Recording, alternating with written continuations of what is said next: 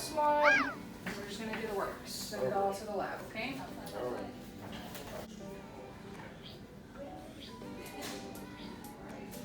it looks like I'm draining you, I promise you I'm not. Alright, you ready? Yep. Go ahead and open really wide, stick your tongue out. Stick your tongue all the way out for me.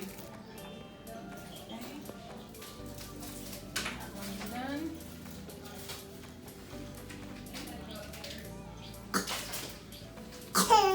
How are you?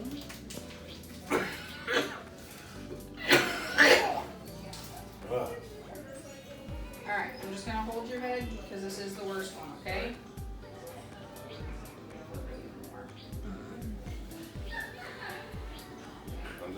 That's it.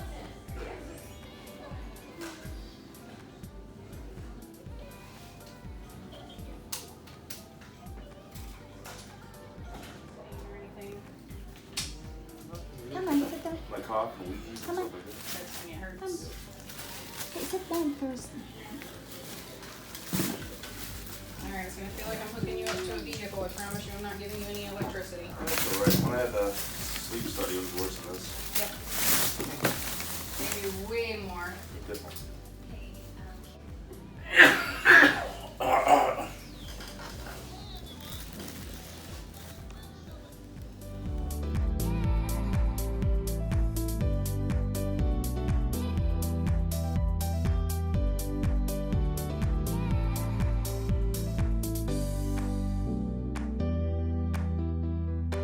This is hopefully enough to tie you all through the weekend.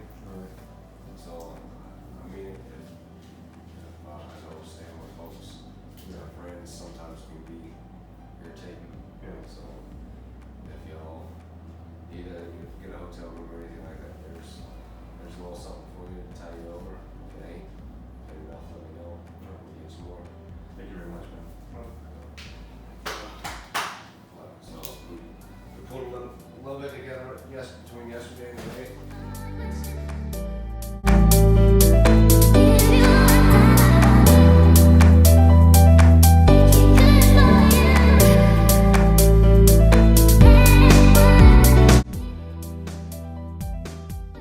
Called TFO. So the thing is patent foramen ovale. That's the definition you can Google when you want to. It is normal when we are born before before delivery in our mother's womb. That's a normal finding because that's way the pure blood from the mom gets to different parts of the body bypassing the lungs. But after birth, since we are independent by ourselves, we want that opening closed. 80% of the spontaneously close in the first week of life. 20% the opening does not close and remain to the rest of the life. And after 20%, 19.5, 19.75% have nothing. It's just there. Nothing happens. They live with it for the rest of their life. Nothing happens. But in about 0.02 to 0.2%, that's the ratio. That means 2 out of 1,000. In very rare, it could be a cause for strokes. Again, who is prone, there is no way we can tell.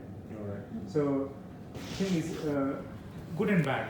Having that hole, so coming back, I think Dr. Dajani, my colleague, suggested you do an ablation procedure. So that can be done in Washington State when you go there. So go to a cardiologist, get all the records from here, and they will plan for an ablation.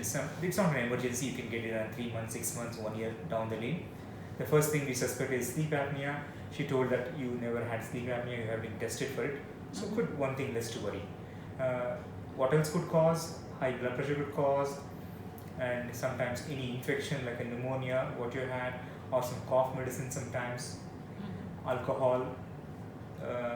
So there's a lot of triggers for that. But I mean, though you weigh 127 kilograms, but you're quite tall, so I think weight is not a big of an issue, but still losing 10-15 kilograms will definitely benefit you. You're not obese, but any weight loss is helpful for the AFib. Alright. And you are very young, less risk of a stroke long term. As I said before, shocking.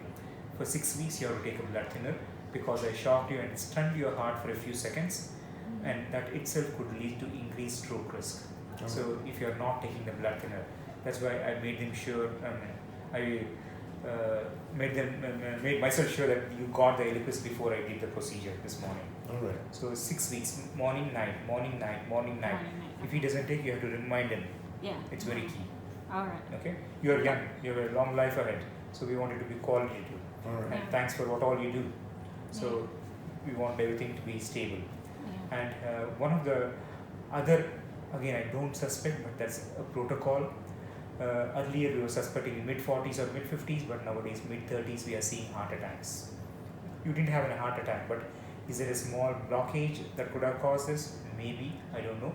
But it should be done when you don't have any infection. That's the reason we didn't order now. If you didn't have any subtle signs of infection, we would have done the stress test before releasing you. But acutely, when the inflammatory markers are elevated, stress test is not good. So again, this can be done at Washington too. All right. Okay. No urgency. And when we do the ablation, we pass the catheters here, the groin, 2 groins, go all the way to the heart and cross over from the right side of the heart to the left side of the heart by puncturing the septum. But for you, you have a natural hole. They can make advantage by using that hole. All right. And after using the hole, ablating the left heart, when the hole is no longer of clinical use, they can close it by using what you call a septal occluder device. I'm sure the cardiologist will explain to you about it, but just bring it to their notice that your heart doctor here had mentioned about it. If a patient has a stroke or a mini stroke, we have to close that. If the patient does not have a mini stroke, it's okay to leave it alone. But when you're already there inside, take advantage and put a small occluder. All right. So it's a 2 procedures for one. I mean, for the same risk, because each time you go inside, there's always a risk of puncture, bleeding, infection. So when you go there, do once for all and get back. All right. So if they plan nicely, it can be feasible. They may say, "Oh, you're young, we don't need." That's fine. Nothing wrong with that too. But why to wait till one has a stroke or a mini stroke? Yeah. Again, don't panic, don't get anxious over it. It's just a hole, which 20% of the population will have it. All right. So nothing wrong with that.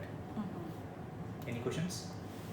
Just maybe before I leave the hospital, maybe I can get some kind of information about it. That way I can kind of look at it. Oh, sure. Yeah. You can write down or Google or in the phone. I just don't know what you said really. PVI.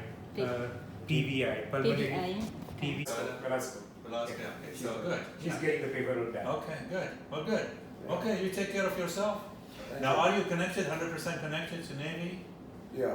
Okay, so you need to be followed by the Navy Yeah. clinic, which is fine. I mean, it's very straightforward, the Yeah. records are. So he was telling me he has an upcoming 3,000-mile trip to Seattle and Washington State.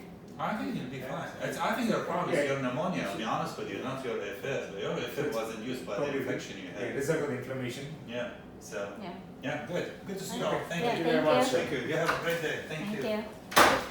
Take care, okay? Thank you. Good. Thank you. And just Velasquez, just something on a piece of paper says Okay. what we have, the heart. Yeah. And I gave my card Yeah. to her. So if your Yeah. cardiologist has any new questions or regarding your old records, they can fax it to us. There's a fax number there. Yeah. Or call our clinic and we will transfer the records. All right. Okay? Good. Yeah. Take Thank care. you very much. You can go home. Yeah. Thank you. See you later. Yeah, see you. The next day.